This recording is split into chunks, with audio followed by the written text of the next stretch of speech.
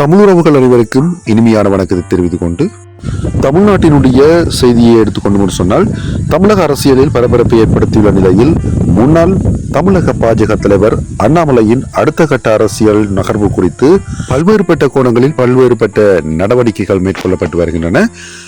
பாஜகவில் இருந்து விலகி புதிய அரசியல் கட்சி தொடங்க உள்ளாரா என்ற கேள்விகள் அரசியல் வட்டாரங்களில் தீவிரமாக பேசப்பட்டு வருகின்றன.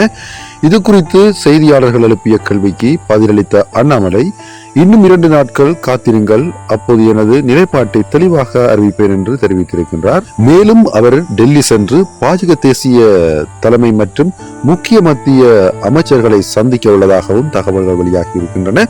இதற்கிடையில் அவர் தனது பதவியை ராஜினாமா செய்துள்ளதாக சில ஊடகங்கள் செய்தி வெளியிட்டிருக்கின்றன. எனினும் இது குறித்த அதிகாரப்பூர்வ அறிவிப்பு இதுவரை வெளியாகவில்லை. அண்ணாமலையின் அடுத்த அரசியல் முடிவு என்னவாக இருக்கும் என்பது குறித்து தமிழக அரசியல் களத்தில் பெரும் எதிர்பார்ப்பு நிலவி வருகின்றது என்பதை தான் தற்பொழுது காணக்கூடியதாக இருக்கிறது. பொறுத்திருந்து பார்ப்போம் அவருடைய ஒவ்வொரு நகர்வுகளும் எவ்வாறு அமைய போகின்றன என்பதனை. நன்றி உறவுகளே. மீண்டும் உங்களை சந்திக்கும் வரை உங்களிடமிருந்து விடைபெற்று செல்லும் நான் என்றும் உங்கள் திலக். நன்றி.